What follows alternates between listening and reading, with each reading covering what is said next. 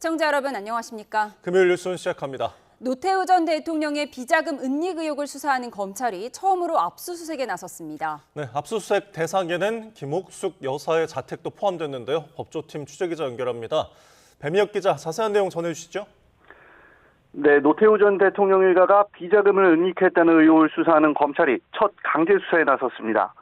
서울중앙지방검찰청 범죄수익환수부는 오늘 노 전 대통령의 비자금 은닉과 조세 포탈 혐의 등과 관련해 압수수색을 벌이고 있습니다. 수색 대상에는 김옥숙 여사가 머무는 서울 연희동 사저도 포함된 것으로 확인됐습니다. 검찰은 또 노 전 대통령 아들인 노재현 주중 한국대사가 이사장으로 있던 동아시아문화재단과 노태우센터, 그리고 과거 비자금 조성 과정에서 차명 계좌를 제공했다는 의혹을 받는 당시 비서관 등의 자택 등도 압수수색하고 있습니다. 네, 이 사건도 오래됐고 검찰이 수사에 착수한 지는 2년 가까이 됐죠? 네, 검찰은 지난 2024년 10월 5.18 기념재단 측으로부터 김옥숙 여사와 노소영 아트센터 나비관장 등에 대한 범죄수익 은닉 규제법 위반 등 혐의 고발장을 접수했습니다. 당시 고발장에는 김 여사 등 노 전 대통령 일가가 은닉한 비자금이 1,200억 원이 넘는다고 주장하는 내용이 담겼습니다. 검찰은 지난 2024년 11월 말 고발인 조사를 벌인 뒤 계좌 추적 등 수사를 이어왔습니다. 다만 사무실 등 장소에 대한 압수수색은 이번이 처음입니다. 네, 그럼 비자금 은닉 의혹이 어디서부터 시작된 겁니까? 네, 이른바 세기의 이혼이라고 불리는 최태원 SK그룹 회장과 노 관장의 이혼 소송 항소심에서 김옥숙 메모가 증거로 제출되며 비자금 의혹이 불거졌습니다. 이 노 관장이 소송 과정에서 김 여사가 과거 작성한 메모를 제출했는데 거기에는 904억 원 규모의 비자금에 대한 내용이 담겼습니다. 노 관장은 이 가운데 선경 300억이라고 적힌 부분을 강조하며 노 전 대통령이 최종현 SK 선대회장에게 지원한 300억 원이 기업 성장의 밑거름이 됐다고 주장했습니다. 당시 약속어음 6장도 함께 증거로 제출했는데 노 관장은 지원받은 것을 증빙하는 의미로 작성된 어음이라며 재산 분할에 이 같은 기여가 인정돼야 한다고 강조했습니다. 네, 당시 메모에 대한 법원 판단은 어땠죠? 네, 2심 재판부는 노 전 대통령의 비자금이 SK그룹 성장에 밑거름이 됐다는 노 관장 측 주장을 받아들이며 SK 주식을 분할 대상으로 봤습니다. 하지만 대법원에서 판단이 뒤집혔습니다.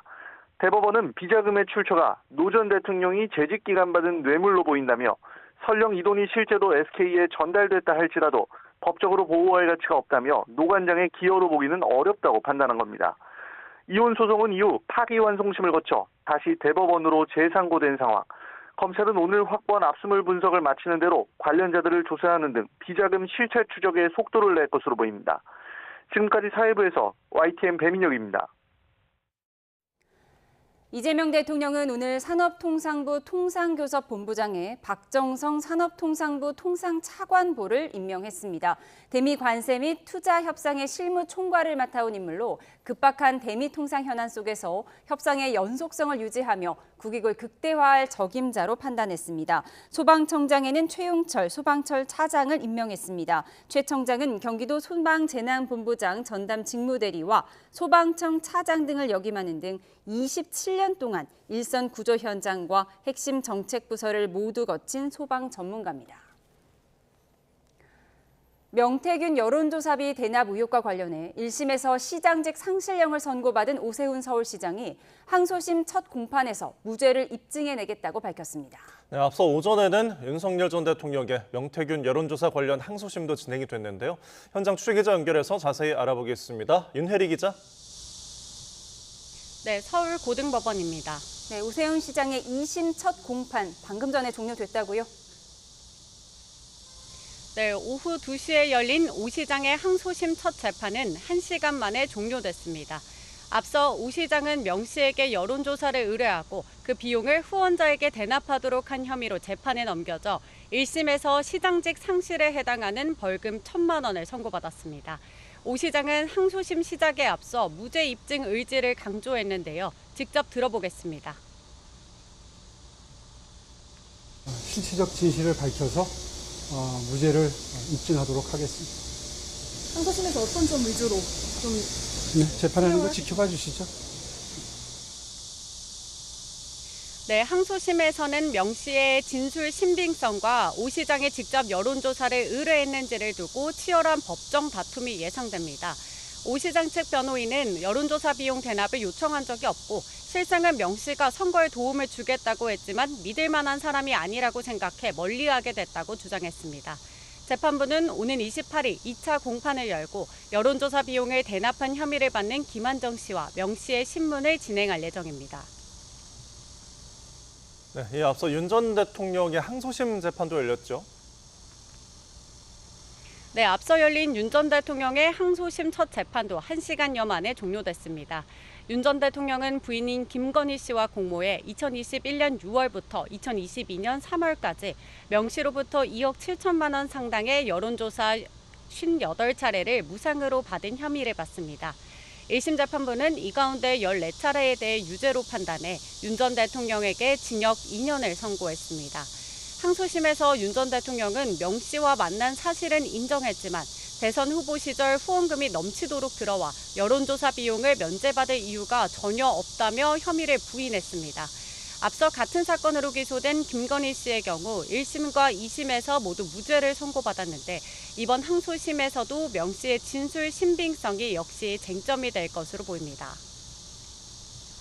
네, 오늘 재판이 많았습니다. 통일교 국민의힘 집단 가입 의혹으로 기소된 김건희 씨의 1심 재판도 본격적으로 시작됐죠? 네, 김건희 씨와 한학자 총재의 통일교 집단 가입 의혹 관련 첫 공판도 오늘 오전에 열렸습니다. 김 씨는 건진법사 전성배 씨와 공모해 윤영호 전 통일교 세계본부장에게 통일교 교인들의 국민의힘 당원 가입을 요청한 혐의로 기소됐는데 오늘 열린 첫 재판에서 김 씨와 한 총재, 윤 전 본부장 등 피고인 측들은 공소 사실을 모두 부인했습니다. 이 밖에 한덕수 전 국무총리의 헌법재판관 미임명 직무유기 사건 1심 구형도 잠시 뒤 이뤄질 예정입니다. 한 전 총리는 윤 전 대통령 탄핵 소추로 대통령 권한대행 신분이던 당시 국회 추천 몫의 헌법재판관 후보자를 임명하지 않은 혐의를 받습니다. 지금까지 서울 고등법원에서 YTN 윤혜리입니다. 중부를 지난 비구름은 다소 동쪽으로 빠졌지만 경북 동해안에는 여전히 비가 이어지면서 일부 지역에 호우특보가 내려졌습니다. 네, 일요일은 절기상 처서지만 무더위는 당분간 계속되겠는데요. 다음 주에는 북상 중인 태풍도 변수입니다. 취재기자 연결해서 날씨 전망 알아보겠습니다. 김민경 기자, 중부의 비 상황부터 짚어주시죠. 네, 북태평양 고기압 가장자리를 따라 중부지방에 만들어졌던 비구름대는 한때 충북 제천에 시간당 70mm에 육박하는 강한 비를 쏟아낸 뒤 지금은 대부분 동쪽으로 빠져나갔습니다. 다만 경북 동해안에는 아직 비구름이 남아있는데요. 시간당 5에서 10mm 안팎의 비가 이어지는 가운데 울산과 경주, 포항에는 호우주의보가 내려져 있습니다. 이 레이더 화면을 보면 서해상에 또 다른 비구름대가 발달해 있는데요. 이 비구름도 점차 동쪽으로 이동하면서 다시 중부지방으로 들어와 내일까지 최대 60mm의 비를 뿌릴 걸로 보입니다. 전체적인 강수량이 많진 않지만 강하게 발달한 비구름이 지나가는 곳에서는 짧은 시간 비가 집중될 수 있는데요. 곳에 따라 돌풍이 불고 천둥 번개가 치는 곳도 있겠습니다. 남부 등 다른 내륙 지역에서도 5에서 50mm의 소나기가 예상되는데요. 소나기는 같은 지역 안에서도 강수량 차이가 큰 만큼 갑자기 강한 비가 내릴 가능성에 대비하셔야겠습니다. 네, 일요일이면 절기상 처서인데요. 여전히 무덥습니다. 올해도 처서 매직은 기대하기 어려운 거죠? 네, 오늘 중부지방은 비가 내리면서 서울의 낮 기온이 27.7도에 머무는 등 30도를 밑도는 곳이 많습니다. 반면 남부지방은 양산이 35.5도까지 오르는 등 대부분 지역에서 33도를 웃돌고 있는데요. 이 북태평양 고기압이 다시 우리나라를 덮으면서 중부지방도 기온이 오르겠습니다. 다만 이달 초처럼 40도에 육박하는 극한 폭염이 다시 나타날 가능성은 현재로서는 크지 않습니다. 낮에는 31에서 33도 안팎의 무더위가 이어지고 밤에도 기온이 크게 떨어지지 않으면서 열대야가 나타나는 곳이 있겠습니다. 네, 그리고 다음 주 날씨는 태풍도 변수라고요. 네, 태풍 4호들이 점차 북상하면서 다음 주 중반쯤에는 일본 오키나와 부근 해상까지 올라올 걸로 보이는데요. 이후 진로가 관건입니다. 현재 대부분의 수치 모델들은 태풍이 중국 쪽으로 향할 가능성을 높게 보고 있습니다. 다만 일부 모델에서는 태풍이 남긴 많은 수증기와 비구름이 우리나라 쪽으로 유입될 가능성도 나타나고 있습니다. 기상청은 북쪽에서 내려오는 비구름의 이동 속도와 북태평양 고기압의 강도와 위치, 태풍의 발달 정도 등을 주요 변수로 보고 있습니다. 이 조건들이 어떻게 맞물리느냐에 따라 다음 주 후반 우리나라의 날씨도 달라질 수 있는데요. 아직 기간이 많이 남아 변동성이 큰 만큼 태풍의 진로와 다음 주 후반기 전망은 조금 더 지켜봐야겠습니다. 지금까지 과학기상부에서 YTN 김민경입니다. 현대차 노조가 오늘 10년 만에 전면 파업에 돌입했습니다. 네, 순이익의 30% 성과급 지급과 상여금 인상 요구 등을 요구하면서 공장 가동을 멈추고 본사 앞에 집결해 집회를 진행했습니다. 현장에 나가 있는 취재기자 연결합니다. 정현우 기자. 네, 서울 현대자동차 본사 앞에 나와 있습니다. 네, 현대차 노조 집회는 끝난 건가요? 네, 그렇습니다. 이곳 현대자동차 본사 앞에서 오후 2시에 금속노조가 주최하는 집회가 진행됐는데 조금 전 종료돼서 이렇게 정리가 되고 있습니다. 자동차 업종 노동자 공동대회였는데 여기에 파업 중인 현대자동차 노조원들이 동참했습니다. 오늘 10년 만에 전면 파업에 나서는 현대차 노동조합원 3만 9천 명 가운데 일부가 상경 집회에 참석한 건데요. 노조원들은 발언 등이 이어지는 무대를 향해서 길게 대오를 형성한 모습으로 각자 깃발을 들고 머리띠를 두른 채 투쟁구호도 외쳤습니다. 네, 집회는 끝났지만 오늘 파업으로 현대차 공장들은 멈춰 있는 상태인 거죠? 네, 그렇습니다. 파업으로 국내에 있는 울산, 아산, 청주 공장 생산 라인은 오늘 하루 전부 멈췄습니다. 8시간씩 일하는 오전과 오후조 모두 출근하지 않아서 오늘 실질적인 파업 시간은 총 16시간인데요. 앞서 노조원들은 어제와 그제도 4시간씩 부분 파업을 벌이기도 했습니다. 이렇게 오늘까지 누적된 올해 개별 노조원들의 파업 시간은 60시간으로 생산 라인이 멈춘 시간은 120시간가량으로 추정됩니다. 업계에선 현대차가 국내 공장에서 1시간에 460대 꼴로 차량을 생산하는 만큼 5만여 대 생산에 차질이 생기면서 누적된 매출 손해가 2조 원이 될 것이란 추정도 나오고 있습니다. 네, 어떤 쟁점을 두고 노사 간의 이견이 큰 상황이죠? 네, 노조는 일단 지난해 회사 순이익의 30%를 성과급으로 지급할 것을 계속해서 촉구하고 있습니다. 여기에 더해서 상여금 50% 인상, 과거 노조활동 해고 과정에서 비롯됐었던 조합원들의 복직, 65살 이상 정년 연장 이 세 가지가 필요하다고 주장하고 있는데요. 이러한 세 가지 쟁점을 두고 노조에선 이견이 좁혀지지 않고 있다면서 사측에 진전된 안이 없다고 말하고 있습니다. 반면 사측에선 이미 가능한 수준의 안을 제시했다면서 정년 연장은 정치권의 법제화부터 지켜봐야 하고 해고자 복직 역시 이미 법원 판결이 나온 문제라면서 맞서고 있습니다. 노조는 일단 다음 주 월요일과 화요일에도 4시간씩 부분 파업을 이어가겠다고 예고하고 있는데 주말 사이 양측 협상에 진전이 있을지도 주목됩니다. 지금까지 현대자동차 본사 앞에서 YTN 정현우입니다.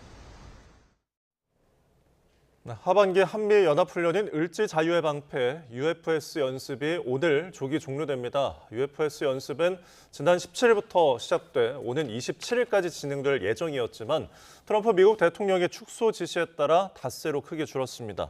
군 당국은 UFS와 연계된 한미연합 야외 기동 훈련은 애초 예정된 14건에서 7건으로 축소됐다며 다만 이 가운데 일부 훈련은 오는 28일까지 예정대로 진행한다고 밝혔습니다. 한미는 또 다음 달에 예정된 해군 해병대 연합훈련인 쌍용 훈련도 취소하기로 했습니다. 청와대는 향후 북미 정상회담이 추진되더라도 우리가 배제될 수 있다는 우려와 관련해 한반도 문제는 기본적으로 남북 양자가 아닌 국제화된 문제라고 선을 그었습니다. 성기용 홍보소통수석은 오늘 유튜브 채널 오마이TV에 출연해 한국 전쟁이 다자가 개입된 전쟁이고 여러 당사자들이 함께 문제를 풀어가야 한다며 이같이 말했습니다.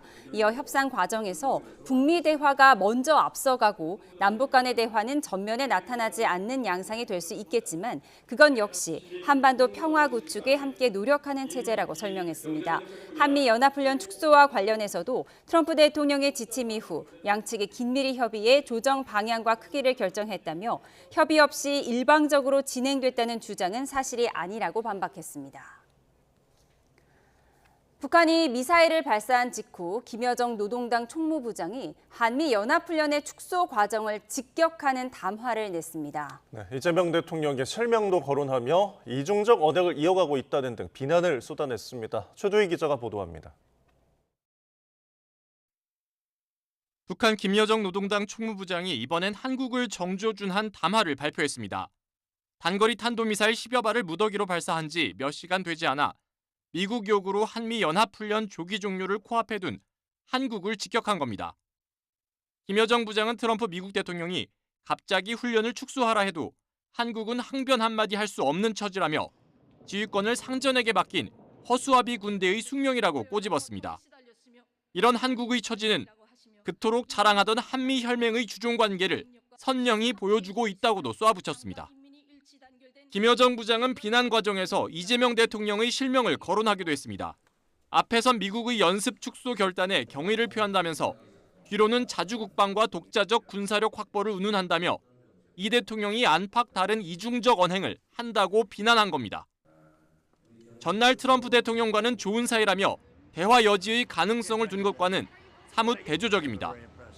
우리 정부가 한미 연합훈련 축소를 북미 대화의 마중물로 해석하자 긴급 담화로 찬물을 끼얹은 거로 보입니다. 한미 군사훈련을 축소시키는 것이 결국 북미 대화의 여건을 만들어내고 그게 남북 대화 재개에도 도움이 된다는 그런 해석을 이재명 정부가 하니까 이런 부분에 대해서 사전에 아주 철저하게 이런 희망사항을 차단시키고 이재명 정부의 페이스메이커론, 즉 북미 대화를 견인하겠다는 주장에도 선을 그었다는 해석이 나옵니다. 만에 하나 북미 협상판이 열리더라도 적대적 두 국가 관계인 한국은 패싱하겠다는 의사를 나타낸 거로 보여 우리 정부 입장에선 대북 대응이 쉽지 않을 전망입니다. YTN 휴두입니다. 북한의 탄도미사일 도발에 대해 미국은 위협이 안 된다고 평가하면서 동맹국 방어에 전념하고 있다고 강조했습니다. 대이란 경제 고립 작전에 대해서는 미국의 편인지 아닌지 선택하라며 동맹국의 동참을 압박했습니다. 워싱턴에서 홍상희 특파원입니다. 북한의 단거리 탄도미사일 발사 하루 만에 미 태평양 사령부가 성명을 발표했습니다. 미군은 북한의 미사일 발사가 미국이나 동맹국들에게 즉각적인 위협이 되지 않는다고 평가했습니다. 또 미국 본토와 동맹국 방어에 전념하고 있다고 덧붙였습니다. 도널드 트럼프 대통령이 한미 군사훈련까지 대폭 축소하며 대화의 손길을 내민 직후 북한이 미사일로 응답하자 동맹 방어를 다시 강조한 겁니다. 대이란 전쟁에선 동맹국을 다시 압박하고 있습니다.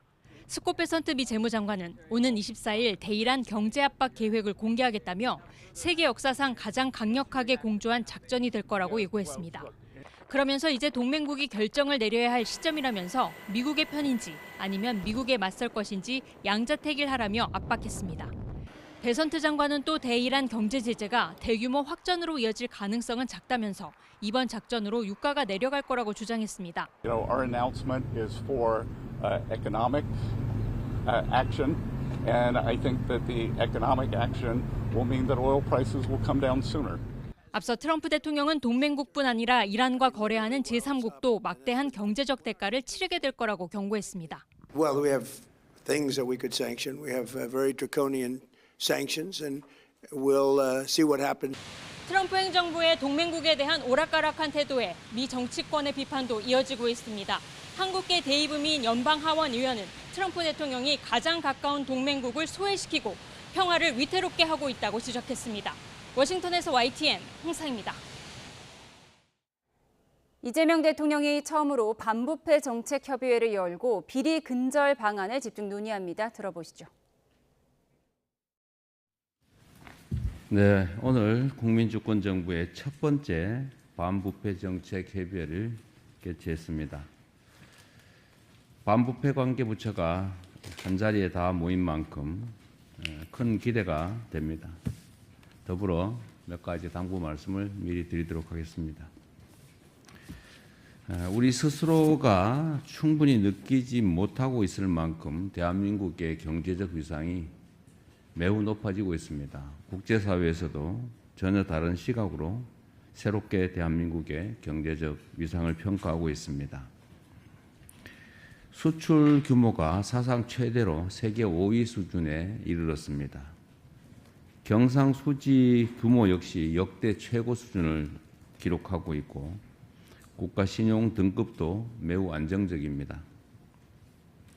그런데 아무리 화려한 경제 지표를 달성하더라도 민생이 어렵고 또 정부와 공직사회가 국민으로부터 신뢰를 확보하지 못하면 이 모든 성과들은 마치 모래 위의 성처럼 쉽게 무너질 수도 있습니다. 2025년 기준으로 182개국 중에서 대한민국의 청렴도가 31위라고 합니다. 다른 건 다 10위권 안에 들어있는데 청렴도만 31위라고 하는 것은 조금은 부끄러운 일입니다. 경제 규모와 국력이 커질수록 공공부문의 투명성 그리고 공직사회의 청렴성은 더욱 엄격한 기준으로 요구가 됩니다. 국민들의 눈높이는 높아지고 있는데 과거부터 있던 일이다라는 또는 과거의 관행이다라는 핑계로 눈 감고 있던 부분들은 없는지 잘 살펴봐야 되겠습니다. 혹시 그런 부분들이 있다면 즉시 시정해 나가야 되겠습니다. 우리부터 원칙과 기준을 바로 세우고 책임 있는 자세를 확립해야 합니다. 최근에 많이 문제되고 있는 토착 세력들의 이권 개입, 또 민간 부문에도 여전히 깊게 뿌리 내리고 남아있는 부패, 그리고 여전히 많이 좋아졌지만 잔존하고 있는 정치권의 부패, 이런 부분들도 잘 살펴보고 청산해 가야 되겠습니다. 부패 청산에는 여야, 네 편, 내 편이 있을 수가 없습니다. 명확한 원칙을 가지고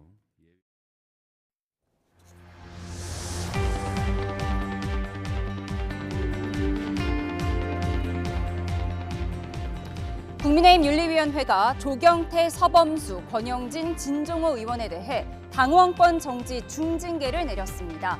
총선까지 1년 8개월밖에 남지 않았기 때문에 여기 1년 넘게 당원권이 정지된 3명은 국민의힘 당적으로 출마할 수 없다. 어쩌면 정치 생명이 끊길 수도 있다는 뜻이죠. 징계 사유는 보시는 것처럼 제각각이지만 이 공교롭게도 4명 모두 그동안 장동혁 대표에게 각을 세우고 한동훈 의원에게 우호적이었던 인사들이죠. 반면 5.18 폄하 논란 간담회를 열었던 이진숙 의원이나 장애인 비하 발언과 막말 논란이 있었던 박민영 전 대변인, 조광환 최고위원은 징계 검토 대상에도 오르지 않았습니다. 결국 비장 행사가 아니냐는 공방이 일고 있는데요. 관련 영상 먼저 보고 오시죠. 국민의힘 중앙윤리위원회가 현역 의원 4명에 대한 징계를 의결했습니다. 징계 절차의 과정을 보면은 너무나 불공정하고 이미 반대 세력들을 정치적으로 제거하고 입틀막하기 위한 너 나한테 덤벼? 너들 덤비면 어떻게 되는지 한번 보여줄게. 공천 없어. 이거 아닙니까 이거? 윤리위가 아니라 정치적 숙청의 도구일 뿐이며 맹목적으로 장동혁 대표와 추정 세력을 추종하는 호위무사로 전락하였음을. 저를 비롯해서 4사람은 장동혁에게 반대했던 사람이잖아요. 해당 행위를 라고 치면은 몇 배 더 심하게 한 사람들이 있잖아요. 그런 사람들은 예를 들면요. 5.18이라는 민주화 운동이 성역이 되어서는 안 된다. 장애인 너무 많이 할당을 해서 전 문제라고 반미지 같은 사람이 눈 불편한 거 말고는 기득권이에요. 이거는 쌍욕이 안 나올 수가 없어요. 그들의 정신적 그 구조, 뇌 구조가 정치 철부지 미숙아들 그리고 외계어를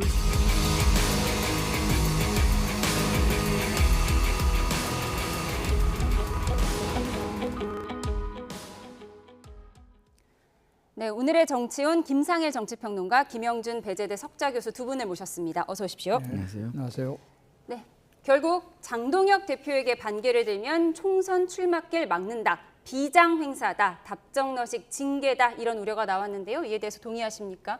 일단은 그걸 동의 안 하려고 노력을 해봤는데요. 안 하기 어렵더라고요. 왜냐하면 징계나 상은요. 가장 중요한 게 형평성 그리고 비례성이에요. 근데 도대체 어떤 기준으로 형평성을 맞췄다는 것인지 어떤 기준으로 그 수위를 정했다는 것인지 알 수가 없습니다. 예. 뭐 지금 보도에서 저희가 다뤘지만 이진숙 의원이라든가 박민영 씨 같은 경우는 심각한 수준이죠. 이거는 그냥 당의 어떤 미래를 완전히 갉아먹는, 뿌리째 썩게 하는 그런 말들이거든요. 예. 근데 그런 말은 괜찮다? 근데 뭐 그거에 비슷한 종류지만 수위는 제가 볼 때 뭐 그렇게까지 이거보다는 심하다고 볼 수 없는 그런 것들은 훨씬 심하게 징계한다? 이거는요, 제가 볼 때는 뭐 징계 윤리위 이게 아니라 과거 일제 순사 같은 거 아닌가요? 저는 그게 떠오르더라고요. 예, 결국 잘못은 했지만 징계 수위가 그에 비해서 너무 과하다는 의견을 주신 거고 그런 의견을 주시는 분들이 많이 있습니다. 형평성 문제인데 그동안 내가 잘못했다 몸을 낮췄던 권영진 의원도 오늘은 상당히 격앙된 반응을 보였어요. 이 징계를 훈장 삼아 앞으로 싸우겠다 이런 의견을 표했거든요. 실은 이제 정당의 윤리 책임을 묻는 징계하고 정치적 반대파를 통제하기 위한 징계는 완전히 다른 거잖아요. 근데 조금 전에 얘기하는 비장행사라고 하고 오해를 받을 수 있는 세 가지 아주 객관적인 근거가 있어요. 첫 번째는 결국은 비당권파 4명이 포함된 거. 예. 두 번째는 뭐냐면 조금 전에 우리 김평론 같은 말씀하셨지만 이제 비례성의 원칙인데요. 그 비례성의 원칙을 좀 말씀을 좀 드리면 잘못의 크기와 처벌의 크기가 굉장히 차이가 많이 났다는 얘기를 하는 거거든요. 뭐 징계를 받는다 하더라도 뭐 사과, 경고 그런데 뭐 당원권을 2년 정도 뭐 예를 들어서 중지한다는 정치적 생명을 끊는 거거든요. 그렇죠. 근데 멱살 논란을 하는 이제 그 권영진 의원 같은 경우에 잘못한 거죠. 그런데 세 가지 면에서 우리가 봐야 될 부분이 뭐냐면 이 사람은 처음부터 끝까지 자기가 잘못했다고 계속해서 사과를 했습니다. 그렇죠. 그 자기 당직을 다 내놨어요. 네. 예를 들어서 뭐 간사직이라든지 아니면은 대구시당위원장이라든지 두 번째는 뭐냐면 당사자를 찾아가서 사과를 했습니다. 그렇죠. 그랬더니 당사자가 그 사과를 받아들였어요. 나는 이제 더 이상 이거를 징계를 원하지 않는다. 그리고 세 번째는 뭐냐면 이게 당의 정체성과 관련된 문제가 된 것이 아니라 개인 대 개인에 대한 문제라는 부분들이 있는 거거든요. 이러면은 비례성의 원칙에 따라 보면은 잘못의 크기와 처벌의 크기를 봤을 때 이거는 처벌이 너무 예를 들어서 그 수준이 훨씬 강하고 이게 보복성이 아니냐라는 의심을 받을 수밖에 없는 그런 의미에서 봤을 때 이 장동혁 체제가 갖고 있는 하나의 커다란 이제 짐이 될 수밖에 없는 부분들이 있는 거거든요. 그러니까 비판을 징계하는 거는 자기 교정을 능력을 상실한 정당에서 나오는 겁니다. 그래서 이 부분에 대해서 당내 권력 구조를 이제 개편을 해서 뭔가 자기 지도체를 강화한다고 얘기하지만 이게 바로 징계의 역설이에요. 오히려 징계를 하더라도 국민의힘에 대한 비판이 더 많아진다고 한다면 징계의 의미가 뭐냐를 우리가 한번 짜다볼 수밖에 없는 부분이 있는 거죠. 결국 보복이 의심된다 이런 말씀을 주셨어요. 그래서 결국 보수 제거는 더 멀어지게 되는 걸까요? 친 한동훈계뿐 아니라 구주류인 친 윤석열계로 분류됐던 인사들도 공개적으로 우려의 목소리를 내고 있습니다. 한동훈 의원은 사당화 징계 정치가 민주당을 도와주고 있다. 이러니 민주당 정권이 야당 대표를 공격하지 않는 거라고 메시지를 냈는데요. 5선 김기현, 윤상현 의원도 정당의 기강을 칼로 세우려 한다면 사상 누각이 될 수밖에 없다. 이번 중징계가 정적을 제거하기 위한 징계 정치의 시작 아니냐는 우려가 나오는 것도 무리가 아니라며 제고해달라고 당 지도부에 요청했습니다. 문제가 있는 행동이긴 하지만 피해자로부터 이제 사실은 피해자 용서를 받았다가 6개월 정도로 좀 상징적으로 하는 게 낫지 이런 식으로 하는 거는 좀 과하다고 생각해요. 제가 이 징계 업계의 선배 아닙니까? 징계를 통해서 문제를 해결하는 것은 조금 삼가야 된다는 생각을 갖고 있습니다. 이게 도대체 무슨 히틀러도 아니고 스탈린도 아니고 이런 공포 정치가 세상에 어디 있습니까? 네. 앞서 징계 시즌 1이라고 해야 할까요? 제명당한 한동훈 의원은 무소속 당선돼서 돌아왔고 배현진 의원, 김종현 전 최고위원은 법원에서 살려줬는데 그럼 징계 시즌 2 오늘 이 4명은 앞으로 뭐 법적 조치를 하게 될까요? 어떻게 대응을 할까요? 일단 법적 조치도 할 것이고요. 정치적으로도 굉장히 강하게 장동혁 대표가 때림으로써 사람들에게 동정론과 면죄부를 더 많이 받게 될 것 같다 이런 생각이 듭니다. 그리고 사람들이 더 많이 알게 된 거죠. 예? 그 노이즈 마케팅도 장동혁 대표가 해준 거예요. 근데 반면에 장동혁 대표는 뭐 알려질 만큼 알려진 사람인데 그 이미지만 나쁘게 변해가는 것이죠. 네. 그렇기 때문에 완전히 이제는 뭐 당을 사당화하고 본인 중심으로만 하려고 하는 그리고 짐이 곧 당이다. 뭐 이런 얘기가 나올 정도의 지금 상황들이 지금 있는 겁니다. 아니 어떻게 본인한테 피해가 되면 그게 당의 피해로 즉각적으로 이렇게 등치가 돼가지고 되죠. 당의 피해는 제가 볼 때는 아까 말씀드린 것처럼 5.18에 대한 입장이라든가 장애인에 대한 인식이라든가 이런 게 훨씬 더 뿌리부터 썩게 하고 그 당의 피해가 훨씬 큰 거예요. 근데 장동혁 대표는 다치지 않으니까 그건 아무 문제가 없는 거예요. 근데 다른 사람들은 장동혁 대표가 다치니까 그만큼 당이 피해를 봤다 이런 거예요. 그러면 이거는 장동혁 국민의힘 동일체다. 예? 장국 동일체다. 이런 생각이 듭니다. 예, 이런 징계에 대해서 문제가 있다. 다 모두가 말씀해 주고 계신데 그렇다고 해도 지금 현실적으로 그럼 총선길이 막혔는데 그럼 이제 어떻게 대처해야 하는 거예요? 뭐 이제 총선까지는 아직까지 시간적인 여유가 있기 때문에 나중에 다만 대표가 바뀌면 추수할 수 있다 이런 어쨌든 거죠? 간에 근데 지금 제가 말씀드리고 싶은 거는 정당이라는 거는 개인적인 조직이 아니잖아요. 거기에 두 가지가 분명히 있죠. 하나는 규율과 내부 경쟁을 라는 이 두 가지가 다 같이 함께 있어야 되는 거예요. 우리 헌법 8조예요. 전 세계 헌법 중에서 헌법에다가 정당의 자유, 정당의 구성을 주게 한 건 대한민국 헌법밖에 없어요. 대한민국 헌법 8조에 뭐라고 나왔냐면 정당은 민주적으로 운영된다고 그렇게 돼 있거든요. 그러다 보니까 내부 경쟁이라는 거는 당 지도부에 대해서 비판하고 당대표 사퇴하라, 뭐 당의 노선에 대해서 반대한다.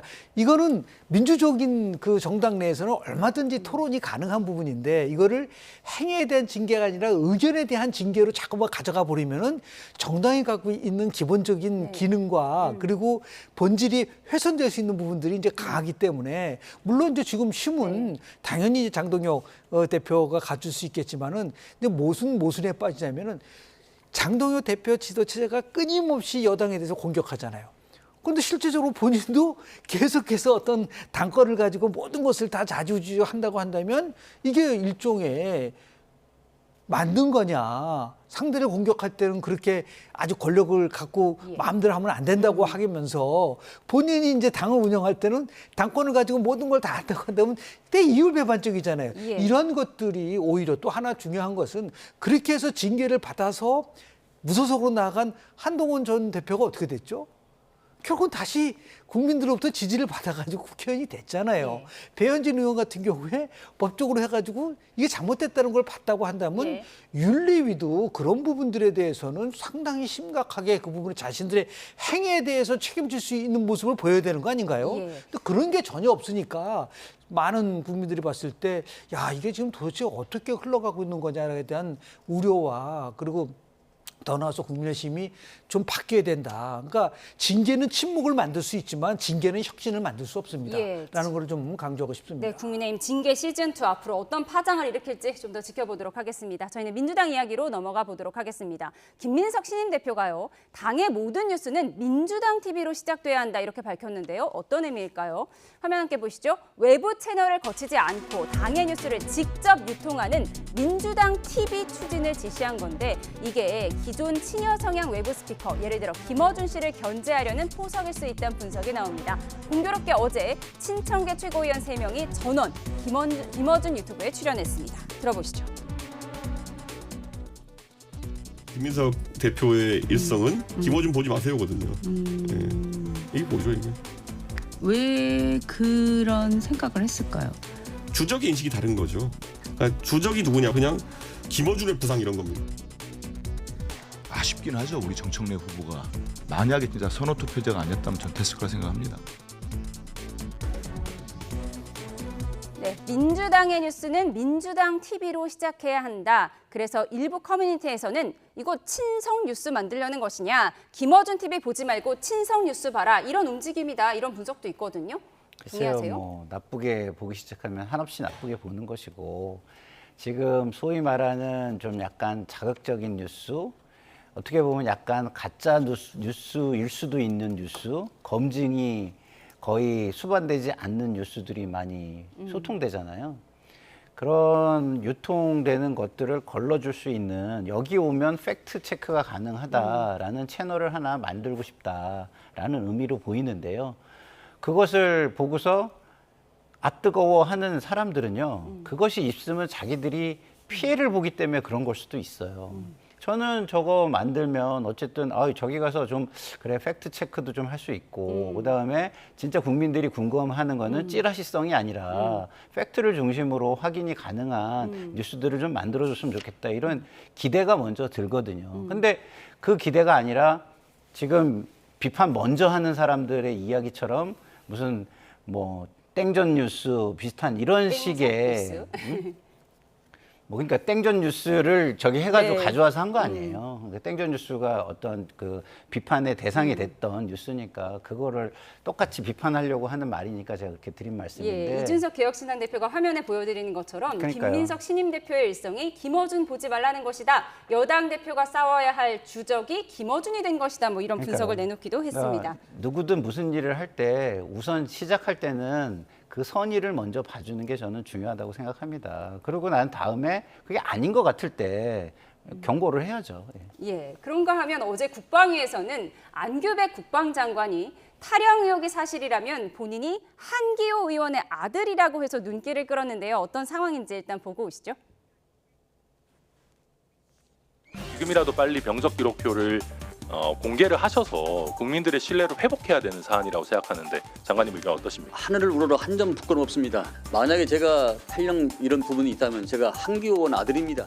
네, 이를 들은 한기호 의원, 추호도 그럴 마음이 없었지만 졸지에 내가 아들을 한 명 입양하게 됐다며 받아들이겠다고 맞받았습니다. 그런가 하면 한미연합훈련 축소로 전시작전 통제권 전환을 위한 능력 검증이 충분히 이루어졌는지를 놓고도 질의가 있었습니다. 이번에 UFS 훈련이 대폭 축소됐지만 전작권 전환 검증 평가 FOC에는 문제가 없다. 이미 됐다. 이런 취지로 말씀하셨습니다. 홍길동의 축지법 같은 거를 군에서 검증 관련해서 뭐 개발하신 게 있나. 이렇게 단기간 내에 검증할 수 있는 어떤 방법을 새로 발견하신 게 있나. 네, 안규백이 아니라 한규백이다 이런 비아냥 내지는 우스갯소리도 나오고 있습니다. 야, 병적 기록 공개하라니까 내가 진짜 탈영했으면 한기호 의원의 아들이다 이렇게 얘기를 했습니다. 둘 사이에 9살 차이라고 하더라고요. 참 덥죠. 폭염인데. 아니 그럼 그냥 병적 기록부 공개하면 되죠. 무슨 뭐 아들이다 아니다 그럴 필요 없잖아요. 그거 공개해서 보고 자신에 대한 부분을 입증하면 되는 것이지 뭐 말로 모 의원의 아들이다 그럴 필요도 없는 거가 있고요. 뒤에 정치작전권에 대한 전환 문제는 노무현 대통령부터 시작했었던 거예요. 근데 국민들이 이제 걱정하는 거는 전시작전권이 이제 전환이 됐을 때 우리가 어느 정도 충분하게 준비가 돼 있었고 그리고 억지력을 강화시켜 줄 수 있을 것이냐에 대한 거를 국민들의 설득을 딱 해야지 딱 시간을 정해놓고 무조건 이번 임기 내에 나는 전시작전권을 하겠다라고 얘기한다는 거는 상당히 나름대로 국민들을 좀 불안하게 할 수 있는 부분들이 있기 때문에 이런 모든 것을 담당해야 될 분이 바로 국방부 장관인데 국방부 장관이 저렇게 개인적인 문제를 가지고 공격을 받고 신뢰를 회복하지 못하면은 어떻게 계속해서 국방 정책에 대해서 국민들이 신뢰를 할 수 있겠습니까? 그래서 지금이라도 저는 우리 국방부 장관이 자신의 정병 기록부를 명확하게 공개를 하면은 모든 문제가 해결이 될 수 있는 건데 왜 저렇게 자꾸만 회피하는지에 대해서 좀 이해하기가 좀 어렵다라는 말씀을 좀 드립니다. 네, 이 질문을 했던 천하람 의원은 탈영했으면 내가 한기호 의원의 아들이다. 안규백이 아니라 한규백이다. 이렇게 대답한 걸 두고 이건 사석에서 술 마시면서 할 얘기다. 머리가 띵해졌다. 이런 대답을 하기도 했습니다. 그런가 하면 트럼프 대통령의 지시 이후에 오늘 한미연합훈련이 조기 종료가 됐는데요. 어제 이재명 대통령이 트럼프 대통령 결단에 경의를 표한다고 했는데 북한 김여정 노동당 총무부장은 우리나라를 조롱하는 담화를 냈습니다. 네, 어떤 내용인지 보시죠. 트럼프 지시로 서울이 제일 즐겨하던 전쟁놀이를 거둬야 하는 가긍한, 즉 불쌍한 처지가 됐다. 허수아비 군대의 숙명이라고 주장을 했습니다. 훈련 축소와 관련해서 트럼프 대통령의 경의를 표한다고 한 이재명 대통령의 글을 언급한 뒤에 초조한 모순적 심리를 드러내고 있다며 우리나라 대통령을 실명 비판했습니다.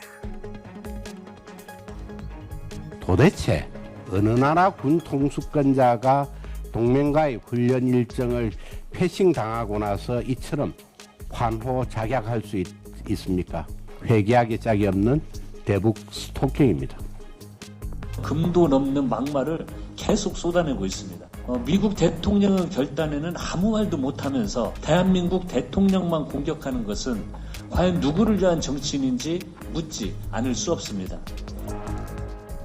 네, 한미연합훈련 축소와 관련해서 국민의힘은 대통령을 향해서 해괴하기 짝이 없는 대북 스토킹이다 이런 얘기도 했고요. 앞서 유영원 의원이 홍길동의 축지법이라도 익혔냐, 이렇게 훈련 축소하고 전시작전 통제권은 어떻게 환수해 올 거냐 이런 질문을 했거든요. 제가 볼 때는 국민들이 뭐 문제를 이해하고 개선을 바랄 수 있게 자세히 저는 설명해 주는 게 중요하다고 생각하거든요. 근데 요새 쇼츠가 너무 유행하잖아요. 네. 쇼츠에 쓰일 만한 말을 하기 위해서 모든 거를 짧게 간단하게 일반화시키는 경향이 너무 강한 것 같아요. 예. 자, 남북 관계는요, 이중적인 관계를 가지고 있는 겁니다. 통일을 지향하는 두 개의 지금 뭐랄까요, 엔티티가 있는 것이고, 그리고 또 하나는 이게 서로 전쟁 중에 지금 휴전이 돼 있는 상태에 두 국가가 있는 것이고, 예. 이런 겁니다. 그러면 그런 부분에 대해서 하나로만 그것을 이야기할 수 없는 상황을 가지고 뭐 하나의 답으로 두 가지를 다 만족시켜라 이렇게 할 수 있나요? 그러면 우리가 주적만 강조한다면 통일부를 왜 가지고 있죠, 우리는? 빨리 없애야지. 예? 그리고 국방부만 막 강화해야 되는 거 아닌가요? 그러면은 예를 들어서 통일만 생각하면은 국방부 없애버려야 되는 거 아니에요? 그런 게 아닙니다. 이거는 억지력이라는, 국방력 억지력이라는 걸 가지고 그 위에서 평화를 추구해가는 하나의 전략 전술을 이야기하는 것인데, 예. 그걸 자꾸 국민들에게 뭐 일도 양단처럼 자꾸 저렇게 표현하는 것이 과연 국민 통합이나 우리 국방력 강화나 미래 통일에 도움이 되는 것인지 저는 묻지 않을 수 없다, 이런 말씀을 드립니다. 예, 한미연합훈련 축소 논란이 있는 가운데 오늘 나온 이제 대통령 지지율에서는 소폭 반등을 했습니다. 1%포인트가 올랐는데 그 뭐 최고 이유 중에 하나가 외교가 꼽히긴 했더라고요. 저로 보면 뭐 1% 정도 차이가 있기 때문에 뭐 올랐다 그랬다 보기는 좀 그렇고요. 다만 이제 세부적인 거를 봐야 되거든요. 근데 아직까지도 이재명 정부가 극복하지 못한 부분들이 몇 가지가 있는데, 가장 큰 거는 저렇게 45대 45도로 나왔지만은 서울 지역에서 너무 부정평가가 높아요. 그리고 20, 30대에서 부정평가도 높고. 아무래도 부정 이유가 부동산이다 보니까요. 그렇죠. 그리고 다음에 중도에서도 부정평가가 높게 나오는 이 세 가지 부분이 있는 거거든요. 이것을 어떻게 이제 극복할 거냐라는 그 숙제를 안게 되는데요. 아까 조금 전에 우리 북한과 관련된 문제를 짧게 말씀을 좀 드릴게요. 북한은 비대칭적인 모욕을 쓰고 있는데 우리를 아예 종속병수화 시키는 거예요. 결국은 뭐냐면 국가 차원에서도 단호한 모습을, 절제된 단호함을 보여줘야 된다.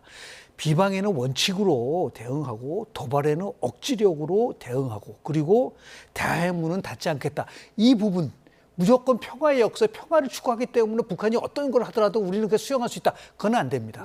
그래서 단순한 평화가 아니라 존중에 기초한 평화로 한 단계 발전할 수 있게끔 이재명 정부가 가져가지 않으면은 계속해서 북한이 얘기하는 그런 비방이라든지 조롱에 대해서 너무 무기력하다는 인생을 줄 수 있기 때문에, 그러면서 절제된 단호함도 필요하다 말씀을 좀 드립니다. 예, 끝으로 이 주제 짧게 살펴보도록 하겠습니다. 조희대 대법원장에 대해서 민주당이 탄핵안을 이미 준비해놨다고 하는데요. 그 얘기 잠시 들어보시죠. 김용민 의원은 탄핵안도 이미 작성을 해놨다던데. 탄핵을 만들어놨다고 하는 것은 이번 재청 전이지요. 이번 재청 때문이 아닙니다. 왜 탄핵을 해야 될 만큼이야? 라고 하는 국민들의 의문이 있을 수가 있습니다. 네, 그걸 잘 설명하시는 거네요. 예, 알려나가는 것이 필요하고 공감대를 형성해 나가는 것이 저희들의 역할이라고 생각합니다. 네, 이번 서면 재청 논란이 일기 전에 이미 조희대 대법원장 탄핵안은 준비를 해놨다는 거예요. 그리고 이번에 법사위에 31일에 출석하라고 민주당이 요구하고 있어요. 나올 것 같진 않은데요. 네, 강경파 의원들은 그 셈법이 간단해요. 강경 지지층을 먼저 잡아야 당내에서 후보가 될 수 있고 당내 후보가 돼야 공직 후보가 될 수 있다. 이런 순서를 지금 보는 거예요. 그런데 공직 후보가 됐을 때에 이것이 당에 줄 피해와 여러 가지 이미지의 피해는 생각하지 않고 지금 당장 자기 이익을 위해서 강성 지지층에 호소해야 되겠다. 이것만 생각하는 것으로 보입니다. 예, 여기까지 듣겠습니다. 지금까지 김상일 정치평론가, 김영준 배재두 석좌교수와 함께했습니다. 고맙습니다. 네, 고맙습니다.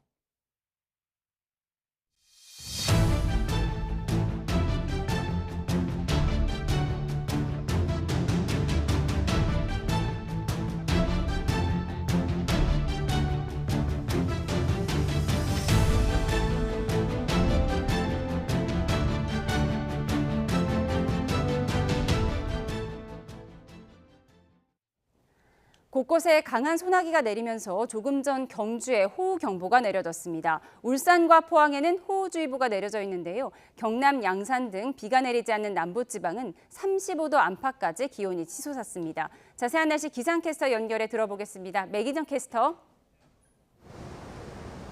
네, 서울 청계천에 나와 있습니다. 네, 지금 서울은 비가 그쳤습니까? 네, 오늘 아침부터 비가 오락가락하던 서울은 현재 비가 소강 상태를 보이고 하늘에는 구름만 가득합니다.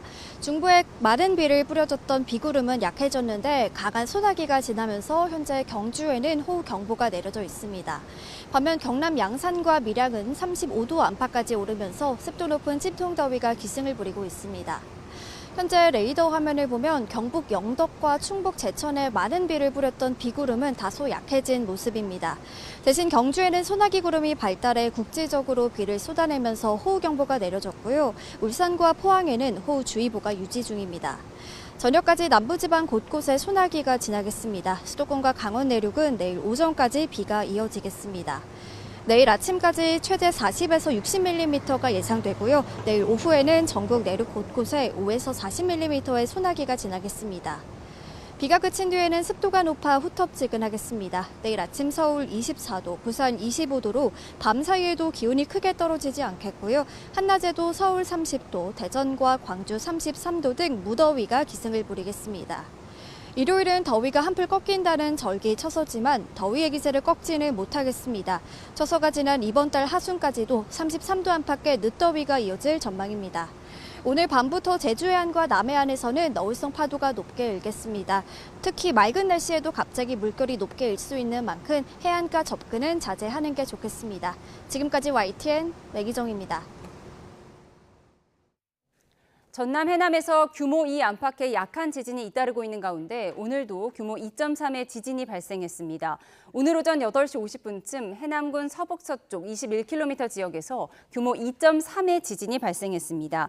이번 지진의 발생 깊이는 21km로 분석됐습니다. 이번 지진으로 전남 광주에서는 조용한 상태나 건물 위층에 있는 소수의 사람만 느낄 수 있는 진도 2의 진동도 감지됐습니다. 네, 오늘 하락 출발했던 코스피가 삼성전자와 SK하이닉스의 강세로 반등에 성공했습니다. 코스닥은 4.6% 하락했는데 장 초반엔 5% 이상 급락해서 매드사이드카가 발동됐습니다. 취재기자 연결해서 금융시장 상황 알아보겠습니다. 류환웅 기자, 코스피가 소폭 상승 마감했죠? 네, 코스피가 1.5% 내린 6,760으로 출발했는데 상승과 하락을 오간 끝에 0.9% 오른 6,913으로 장을 마쳤습니다. 외국인과 개인의 순매도에도 불구하고 기관의 순매수로 상승 전환했습니다. 코스피 대장주 삼성전자와 SK하이닉스가 강세를 띈 것이 코스피 상승을 이끌었습니다. 삼성전자는 3.9%, SK하이닉스는 2.3% 상승 마감했습니다.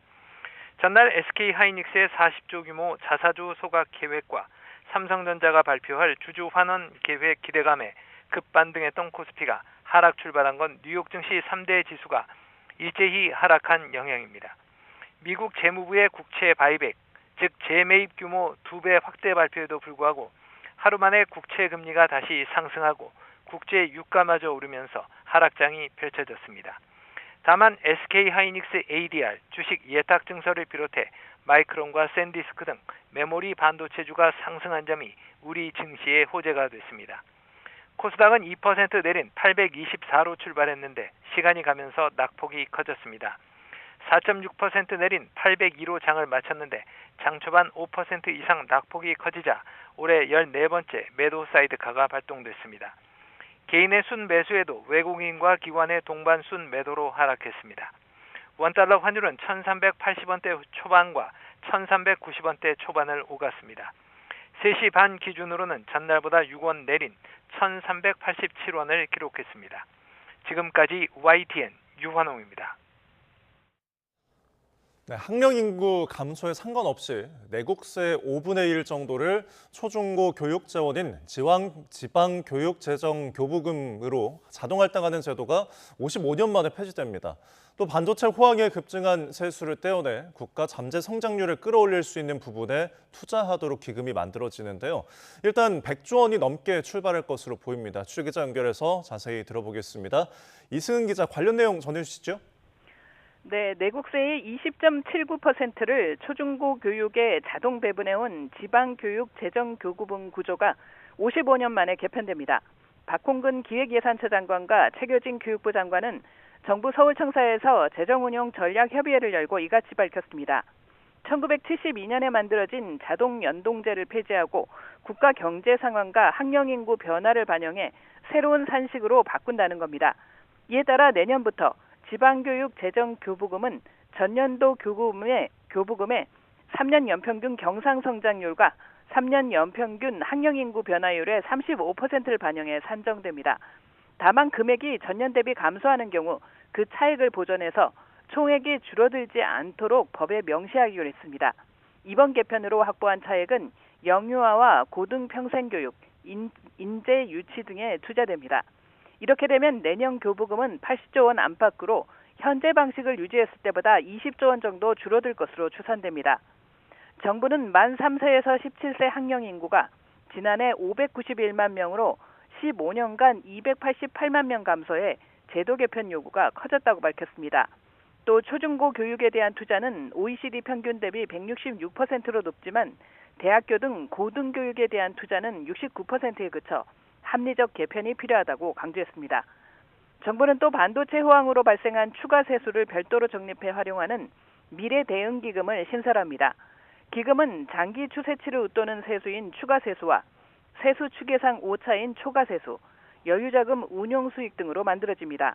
그 규모는 다음 달 내년 예산안 발표 때 공개되는데 반도체 호황에 100조 원을 넘을 수 있다는 전망이 나옵니다. 이 재원을 청년과 성장 동력, 지방, 교육과 인재 등 4대 분야에 중점 투자하겠다고 기획처는 밝혔습니다. 하지만 기금 집행은 예상과 달리 국회 통제를 상대적으로 덜 받기 때문에 사실상 국회 동의 없는 상시 추경 예상 집행 자금 성격으로 변질하는 것이 아니냐는 우려가 있습니다.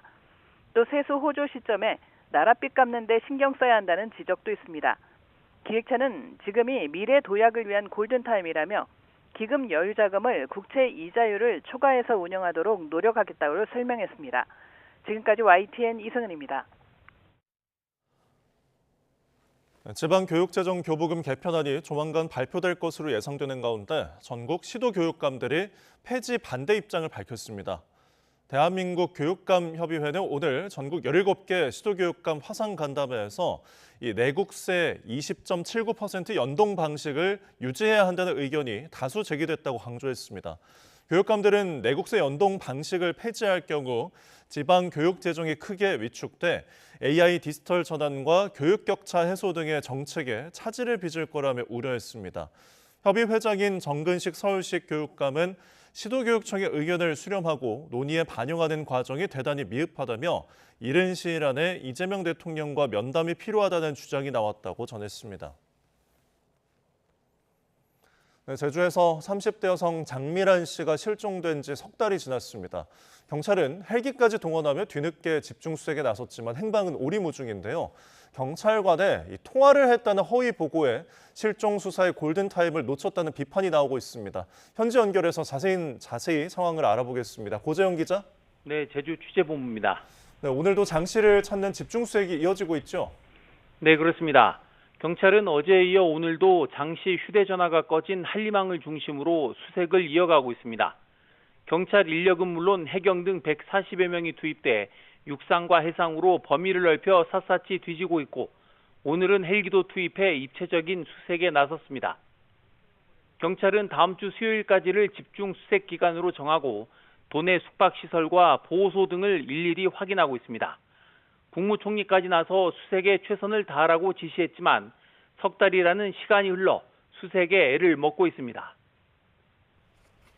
네, 초기 수사에 치명적인 구멍이 뚫렸던 거죠? 네, 그렇습니다. 경찰의 어처구니 없는 초동 대응이 골든타임을 날려버렸습니다.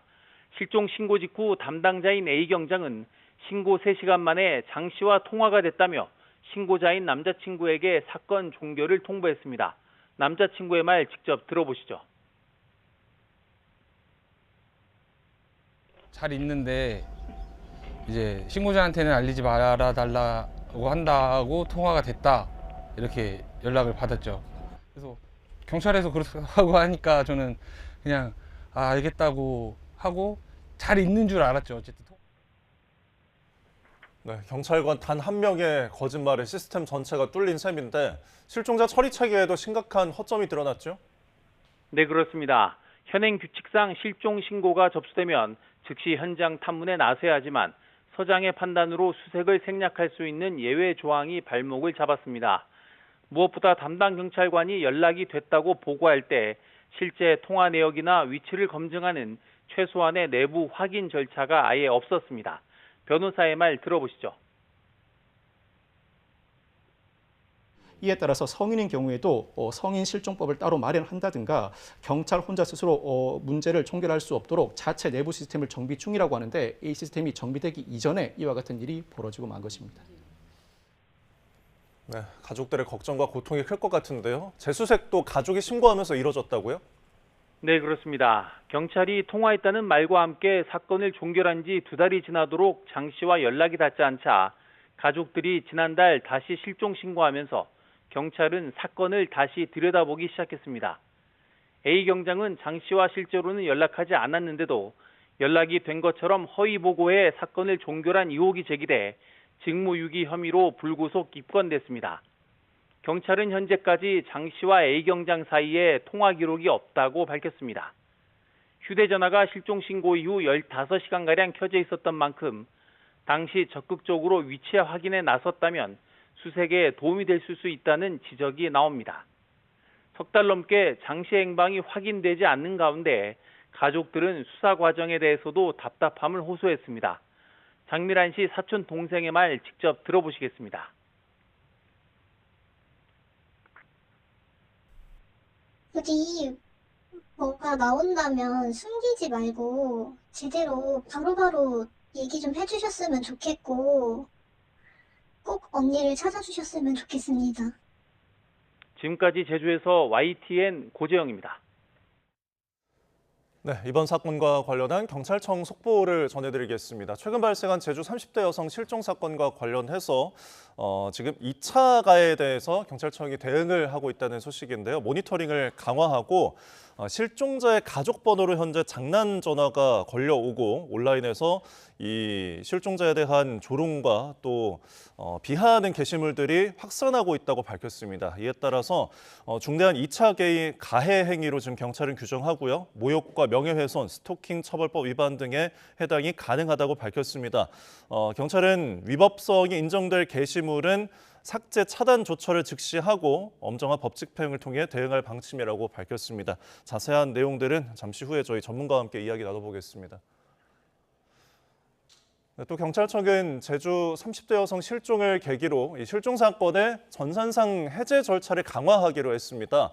담당자가 단독으로 사건 해제를 할 수 없도록 이중 장치를 마련했는데 이게 뒤늦은 대책이라는 지적도 나옵니다. 김다은 기자입니다. 경찰이 실종 신고 이력과 수색 상황을 관리하는 실종 프로파일링 시스템을 손보기로 했습니다.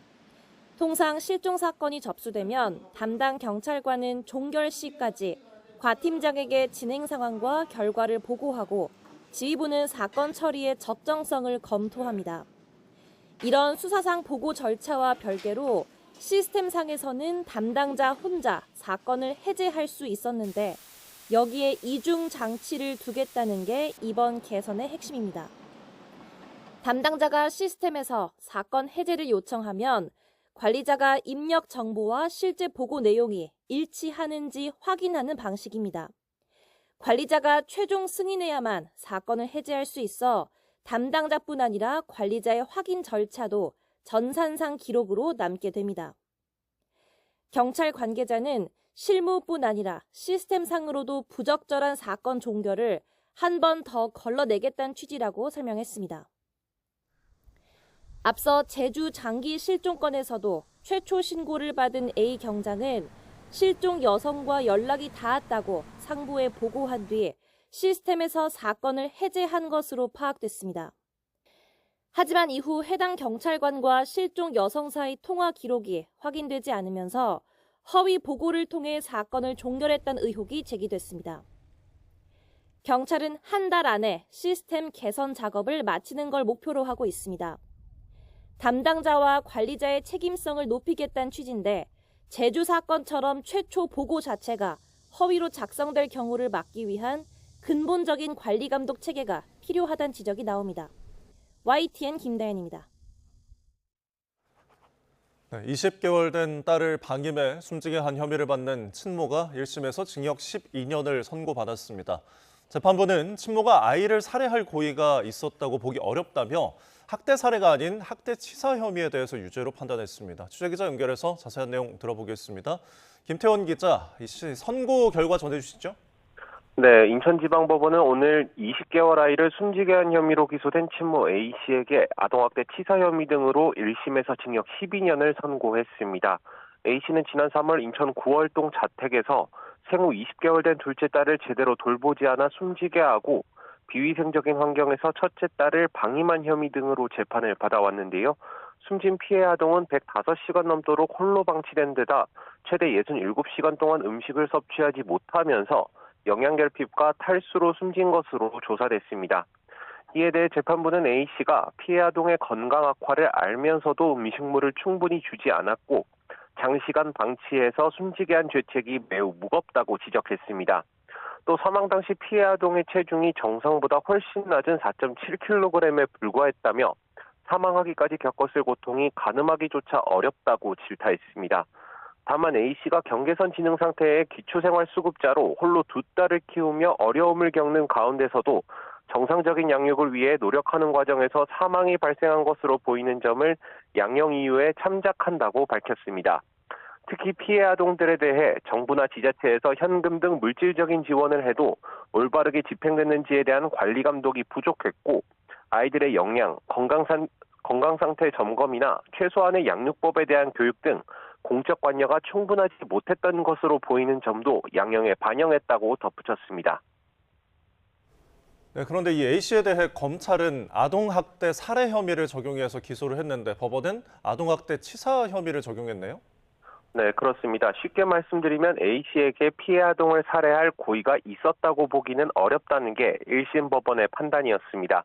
재판부는 먼저 경계선 지능을 가진 A씨가 학내 따돌림과 가출, 부모의 이혼 등으로 적절한 양육과 교육을 받지 못했다며 평범한 지적 능력을 가진 일반인과 같은 주의 의무나 인식 능력을 기대하기 어렵고 또 이것을 기준으로 해서 살해의 고의를 평가할 수도 없다고 봤습니다.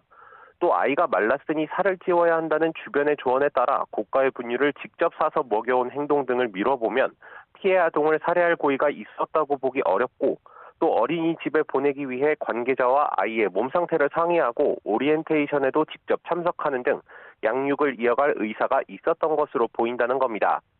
반면 A씨에게 살해의 고의가 있었다고 보고 아동학대 살해 혐의로 기소해 징역 30년을 구형했던 검찰은 1심 판결문을 검토한 뒤 항소 여부를 결정할 것으로 보입니다. 지금까지 사회부에서 YTN 김태원입니다.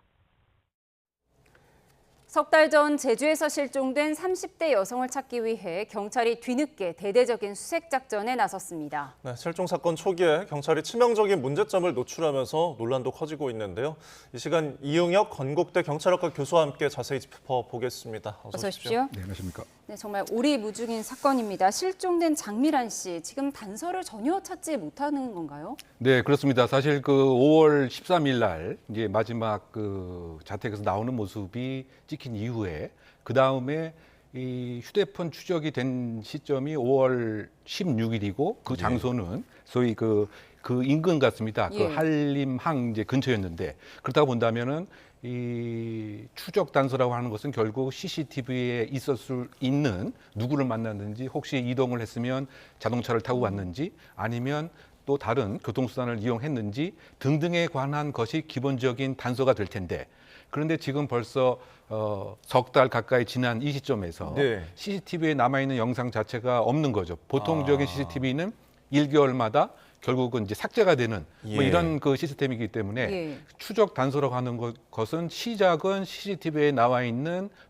영상을 파악을 해서 그것에 대한 이제 역추적, 동선 파악이 중요한 것인데 그 같은 이제 단서를 지금 못 찾고 있는 상황인 것이고요. 또는 이제 가능한 것은 혹시 그 시점에서 혼자 있는 여성을 봤다든가 이와 같은 목격자 진술, 뭐 제보가 만약에 있거나 또는 그 시점에서 우연치 않게 차량을 운전하는 과정 중에서 이른바 그 블랙박스에 지나가는 여성이 포착이 됐다든가 그와 같은 이 단서가 있게 되면은 역추적을 해서 과연 어떠한 상황이었고 그 다음에 위치에 있어서 이동 경로는 어떤 것인가를 파악을 해서 과연 이와 같이 실종이 된 가장 큰 원인이 무엇인가를 파악할 수 있는 계제가 되는데 지금 말씀드린 바와 같이 어느 것도 아직 파악이 안 되어 있는 상황이기 때문에 현재 시점에서 150명 이상의 그 경력, 그다음에 뭐 드론, 그다음에 탐지견 등을 동원해서 뭐 대대적인 그 수색을 하고 있습니다만 아직까지 그 단서는 못 찾고 있는 아쉬운 안타까운 상황입니다. 그러니까 뭐 자그마한 단서나 어떤 정보 하나하나도 굉장히 지금 소중한데 지금 뭐 휴대전화 기록이나 신용카드 기록이나 뭐 병원 여러 가지 어떤 생활 반응도 지금 잡히지 않고 있어서 그럼 석 달이 지난 이 시점에서 어디에 있는 것일지 이 부분을 좀 조심스럽게 추측할 수가 있을까요? 그러니까 우리가 생활 반응이 없다라고 하는 것은 이 한 4가지 정도를 우리가 예상해 볼 수가 있겠죠.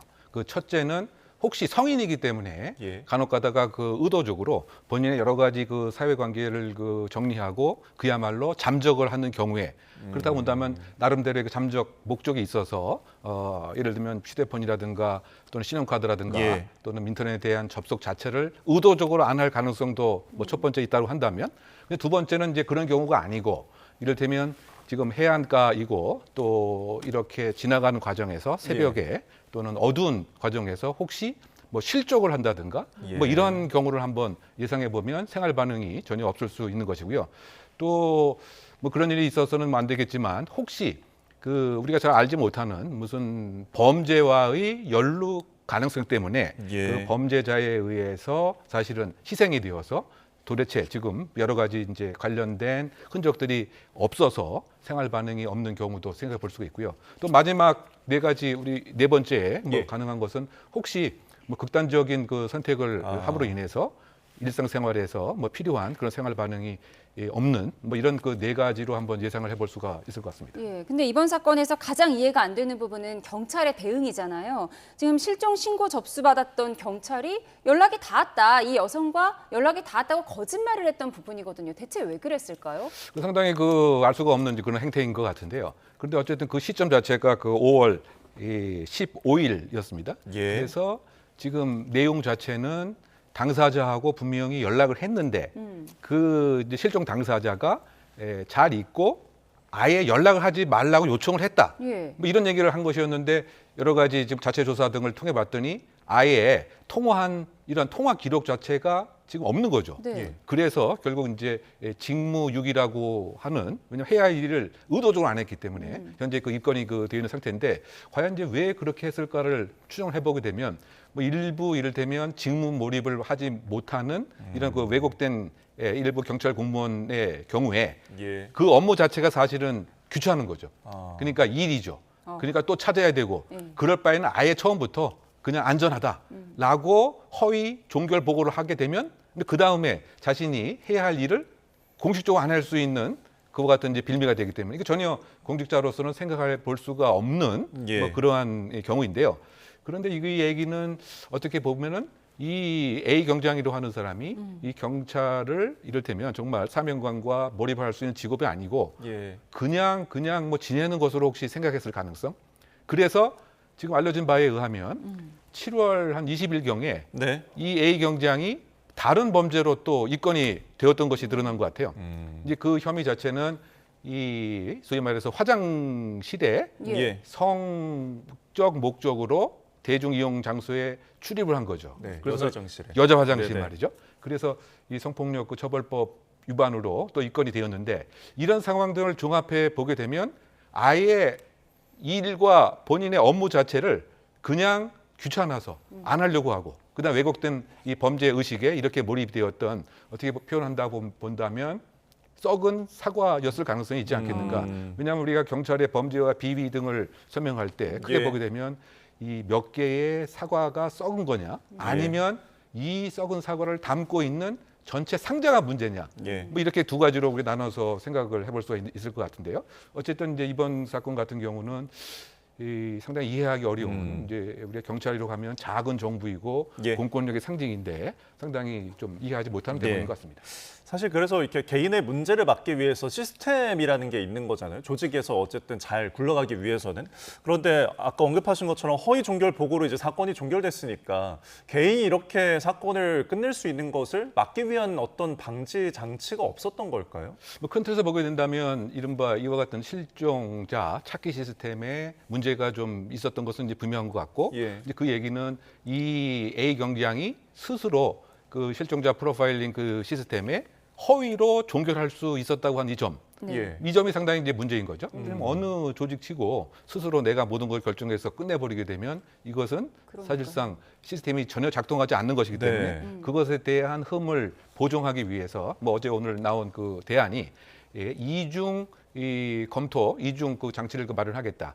즉 계장과 그 과장이 이 사실을 정확히 그 확인을 해서 과연 이제 그 사유가 맞는가를 확인한 다음에 이 프로파일링 시스템에 이른바 입력을 해서 그 다음에 해제하게 되는 가장 그 중요한 것은 어떠한 시스템이든 공적 기록에 대한 이력 관리가 있어야 되는 거죠.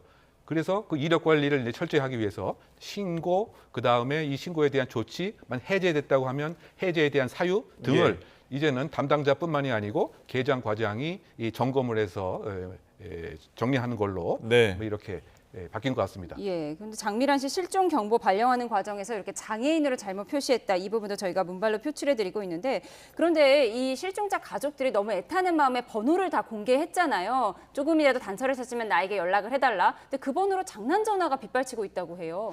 그 상당히 그 우리 덕성 있는 시민으로서 저는 뭐 이해하지 못하는 뭐 그런 행태라고 보고요. 왜냐하면 그 실종자 그 가족의 그 마음은 정말 그 하늘이 무너지는 이런 것인데 뭐 이것을 어떻게 본다면 흥미와 소일거리로 뭐 이렇게 소비하는 것은 정말 지탄받아야 될 것 같고요. 물론 이제 법적으로도 충분히 뭐 처벌이 가능한 것입니다.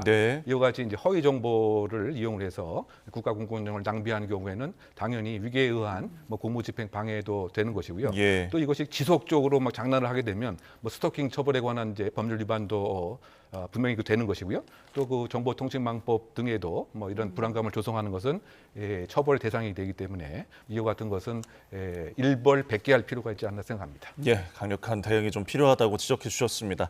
자, 주제를 좀 바꿔보겠습니다. 지금 노태우 전 대통령 비자금 은닉 의혹과 관련해서 검찰이 강제 수사에 돌입했거든요. 이게 처음인데 그 김옥숙 여사 자택 압수수색했는데 이게 어떤 의혹이고 압수수색을 해서 무엇을 얻으려고 하는 걸까요? 네, 핵심적인 그 사항은 1,260억에 해당되는 이 자금 자체가 혹시 뇌물로 받았던 비자금이 아닐 것인가에 대한 수사를 하기 위한 것이죠. 조금 더 구체적으로 보게 되면 그 지난번 그 노소영 회장과 관장과 최태원 회장관의 그 이혼 법정 소송에서 나왔던 김옥숙 여사의 그 메모 거기에 이제 약 904억에 관한 내용들이 쭉 적혀져 있었죠. 뭐 김 사장, 이 회장 거기에 성경에 관한 것이 303억 정도 있었고요. 이 액수가 이제 904억이고 그 다음에 그 지금 집중 대사로 있는 그 노재현 대사가 이사장을 맡고 있는 이 동아시아 문화재단에 이를테면 우회 증여를 한 것이 아니냐. 205억 원, 그다음에 152억 원이 이 출연이 되었는데 이게 그 김옥수 그 여사가 주도적인 역할을 해서 출연이 되었기 때문에 이것을 합산해 보게 되면 1,260억입니다. 이제 그렇다고 본다면 뭐 두 가지가 이제 결정적인 그 혐의 사항이 되는 거죠. 또 2024년도에 5.18 기념재단에서 그 고발도 있었고요. 그 혐의가 두 가지를 밝히려고 하는 것이죠.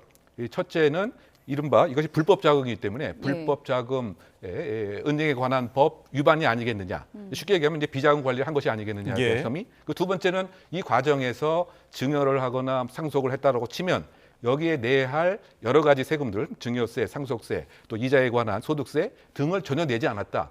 이것은 그 조세 포탈이다. 그래서 그 조세 포탈의 혐의 이 두 가지를 밝히기 위해서 전격적인 압수수색이 이루어진 거죠. 그러니까 관련자인 김옥숙 여사의 그 자택 그리고 이와 같은 재산을 과거에 그 비서관들이 차명 계좌로 은행을 했으니까 심지어 과거 그 비서관들 측근들에 대한 자택 그리고 제가 지금 설명드렸던 노재현 동아시아 문화재단의 그 사무실 그리고 노태우 센터 사무실 등에서 지금 관련된 이제 문서에 대한 강제 수사가 시작이 된 것으로 생각이 됩니다. 그런데 너무너무 오래된 사건이잖아요. 그러다 보니까 압수수색해서 뭘 찾을 수 있을까? 또 금융실명제 이전 자료기도 하고요. 또 김옥숙 여사가 91세로 워낙 고령이라서 조사가 제대로 이루어질까 싶기도 하거든요. 네, 그것이 이제 앞으로의 수사의 그 과제인데 사실은 우연치 않게 그 어제 소위 말해서 독립몰수제라고 하는 법이 통과가 됐죠. 그 얘기는 뭐냐면 과거에는 지금 말씀하신 것처럼 아예 공소시효가 그 지났고 이미 사망을 했기 때문에 수사의 착수조차 사실은 할 수가 없었습니다. 그런데 소위 말해서 이제 그 범죄 은닉에 관한 규제법을 일부를 그 개정을 해서 이를테면 사망하거나 공소시효가 다 도과를 했더라도 특정 범죄, 이를테면 헌법 위반 사안 등의 이를테면 뇌물죄의 불법 수익 자체는 수사를 착수할 수 있다. 일단은 이제 수사를 착수할 수는 있습니다.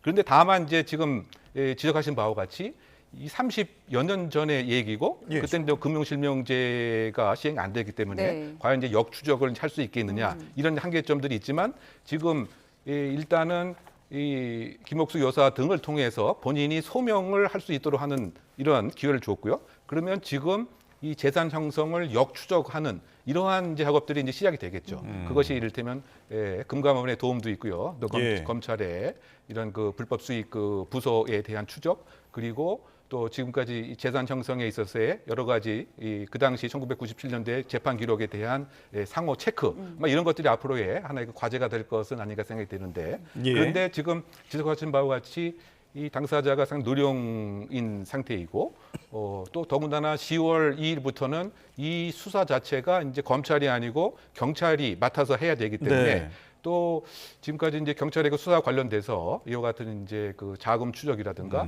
또 금감원에 대한 협조라든가 뭐 이런 것에 있어서 얼만큼 효율적으로 하겠는가 뭐 등등이 이 한계이고 가장 중요한 것은 이와 같이 300억이 실제로 그 불법 자금이 맞느냐 이것을 밝히는 것이 가장 초점인 거죠. 왜냐하면 그 최태원 그 회장 입장에서는 그것은 전혀 사실이 아니고 그냥 어음 증서의 약속 증표에 불과한 것이다. 그냥 노태우 대통령이 퇴임한 다음에 경제적인 지원을 해줄 것이라고 약속 증표였지 실제로 돈 받은 거 없다라고 하는 것이기 때문에 이 실체의 진실, 즉 불법 자금이냐 비자금이냐 이것을 밝히는 것이 가장 중요한 수사의 과제가 아닐까 생각합니다. 네, 앞으로의 쟁점들까지 좀 자세히 짚어봤습니다. 저희 지금까지 이웅혁 건국대 경찰학과 교수와 함께했습니다. 고맙습니다. 고맙습니다.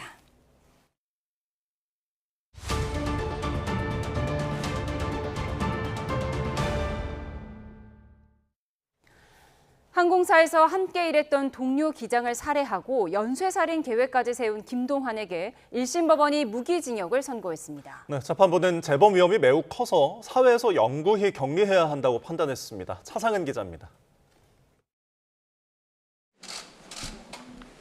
항공사에서 부기장으로 일하다가 퇴사한 김동환이 예전 직장 동료인 기장 A씨를 찾아가 살해한 건 지난 3월입니다. 경찰이 조사해보니 숨진 A씨를 포함해 김동환은 무려 6명을 범행 대상으로 삼았습니다. 김동환은 이 가운데 1명을 살해하려다 미수에 그쳤고 나머지 4명도 살해할 계획이 있었지만 그 전에 체포됐습니다. 모두 함께 일했던 항공사 직원으로 김동완은 적개심을 드러내며 범행을 정당화하는 태도까지 보였습니다. 본인의 입맛에 맞지 않는다고 사람 인생을 함부로 파괴하는 그 부당한 기득권에 맞서서 제 할 일을 했습니다. 살인과 살인 미수, 살인 예비 혐의 등으로 재판에 넘겨진 김동완에게 1심 법원은 무기징역을 선고하고 전자장치 30년 부착을 명령했습니다.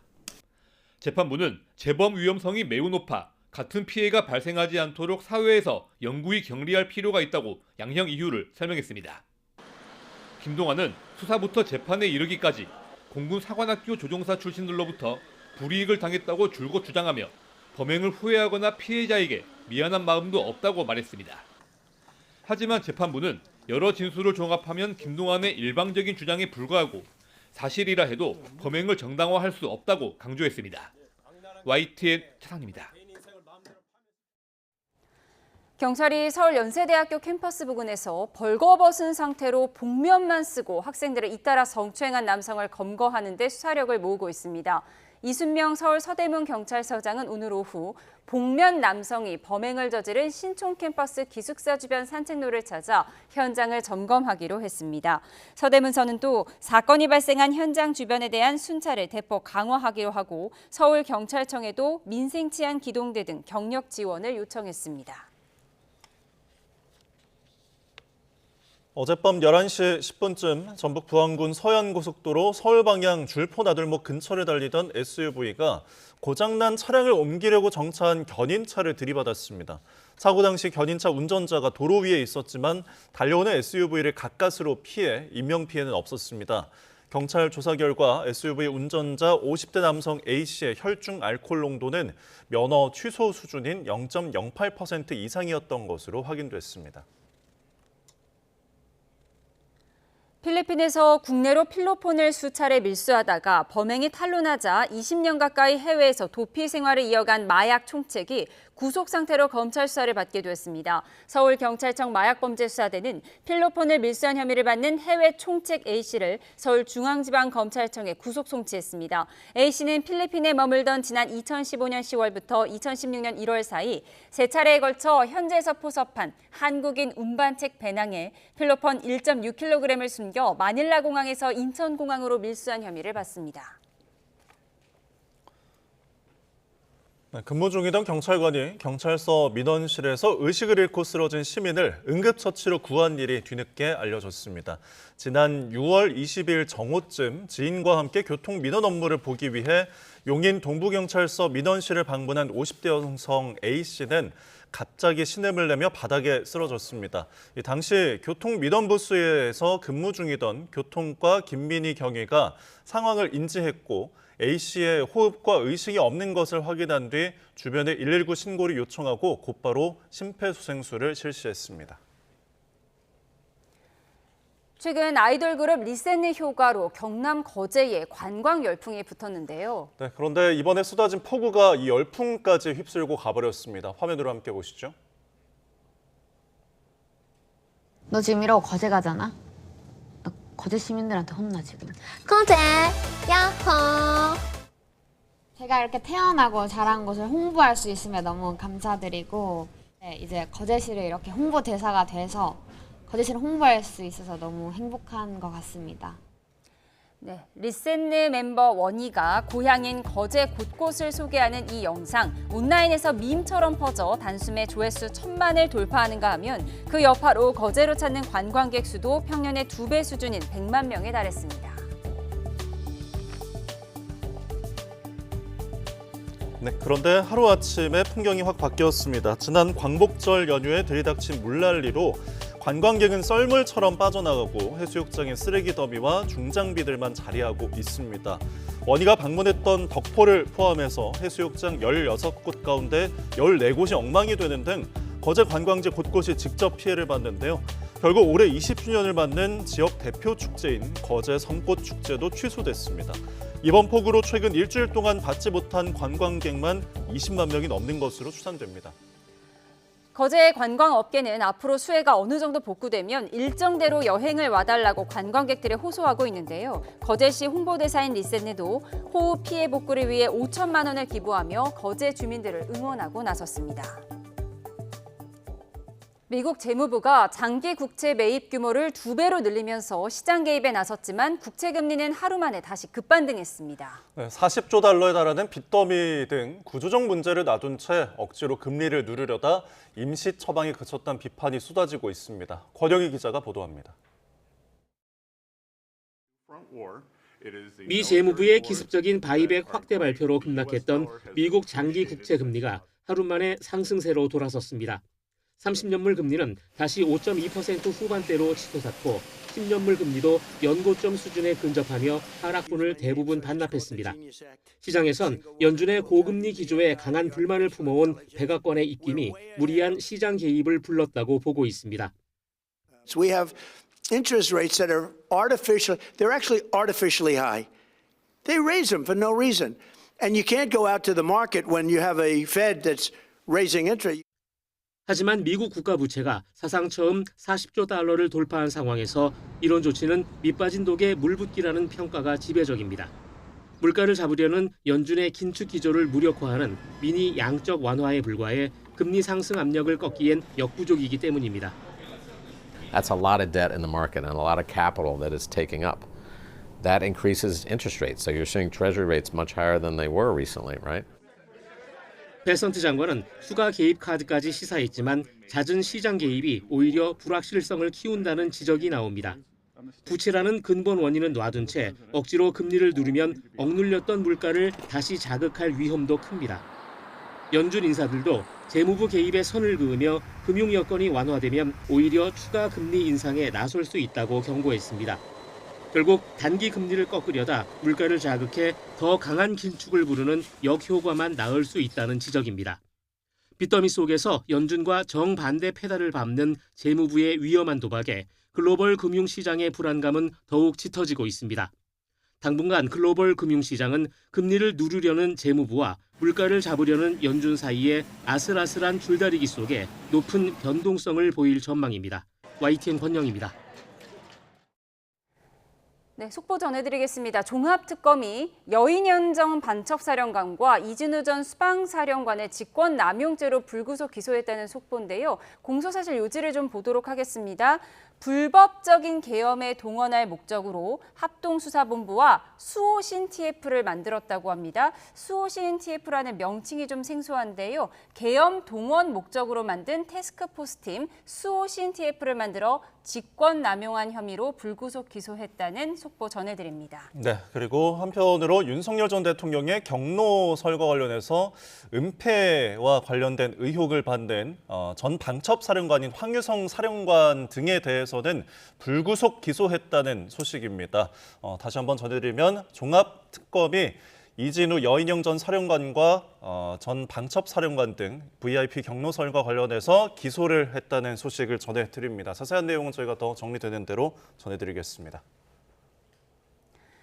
미국인들의 피부 관리의 일상으로 자리 잡고 있는 K-뷰티가 이란 전쟁발 소비 심리 위축을 뚫고 폭발적인 성장세를 보이고 있습니다. 네, 대기업은 미국을 대표하는 프리미엄 화장품 유통업체를 통해 중소기업은 틈새 시장 공략을 통해 미국 시장에서 점유율을 높여나가고 있습니다. 뉴욕에서 이승윤 특파원입니다. 세계의 교차로 미국 뉴욕 타임스퀘어에 위치한 미국 대표 프리미엄 화장품 유통업체 세포라.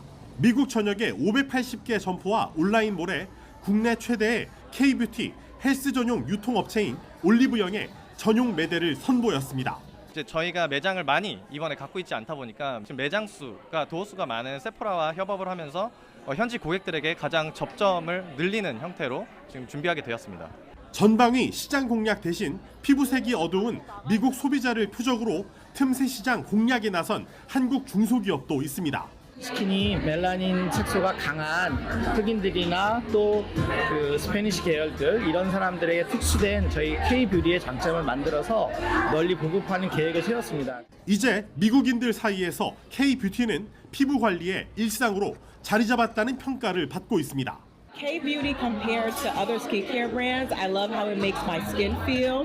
It gives me a different type of glow, especially the ingredient. 그 배경엔 혁신적인 성분과 효능, 소비자 트렌드를 읽어내는 감각, 합리적인 가격이 자리하고 있습니다. It is very accessible, high quality products, effective, innovative at an accessible price. That's what we love, that's what people want, and I'm really excited. 미국 최대 유통업체인 월마트의 실적이 직격탄을 맞을 정도로 이란 전쟁발 고물가에 미국인들은 소비를 줄이고 있습니다. 이런 와중에도 가성비를 토대로 K-뷰티의 미국 수출액은 지난해 11.8%, 올해 상반기엔 27.3% 늘며 폭발적인 성장세를 이어가고 있습니다. 소비 위축이라는 경고음 속에서도 미국 소비자들은 확실한 효능을 가진 K-뷰티 제품으로 발길을 돌리고 있습니다. 뉴욕에서 YTN 이승윤입니다. 중부와 경북 동해안에는 산발적인 비가 이어지는 가운데 중북부를 중심으로 내일 오전까지 비가 조금 더 이어지겠습니다. 한편 남부는 폭염특보가 강화된 가운데 늦더위 속 내일도 곳곳에 요란한 소나기가 지날 텐데요. 자세한 날씨 기상센터 연결해 알아보겠습니다. 원채영 캐스터, 현재 비 상황 전해주시죠. 네, 중부지방에 강한 비를 뿌렸던 비구름대는 다소 동쪽으로 빠졌지만 호남과 영남을 중심으로는 다소 강한 비가 내리고 있습니다. 이에 따라 경북 경주에는 호우경보가, 호남과 영남 일부 지역에는 호우주의보가 발효 중인데요. 현재 대구에는 시간당 20mm 안팎의 다소 강한 비가 쏟아지고 있습니다. 내일 오전까지 중북부를 중심으로는 비가 더 내리겠고요. 오후에는 대기 불안정이 심해지면서 한때 내륙 곳곳에는 소나기가 지나겠습니다. 대부분 지역에서 5에서 60mm가 예상되고 벼락과 돌풍이 동반될 수 있겠습니다. 이 소나기 특성상 같은 지역 안에서도 강수량 차이가 큰 만큼 대비가 필요합니다. 내일 아침 서울과 대전 24도가 예상됩니다. 다만 높은 습도로 인해 체감온도는 이보다 3도가량 더 높겠고요. 한낮에는 서울 30도, 대구 32도, 폭염경보가 발효 중인 전남 광주는 33도가 예상됩니다. 휴일에는 더위가 한풀 꺾인다는 절기처서지만 더위가 꺾이기는커녕 일요일 서울의 낮 기온이 33도까지 오르는 등 폭염과 열대야가 나타날 전망입니다. 지금까지 기상센터였습니다. 이상으로 금요일 뉴스원 마치겠습니다. 함께해 주신 여러분 고맙습니다.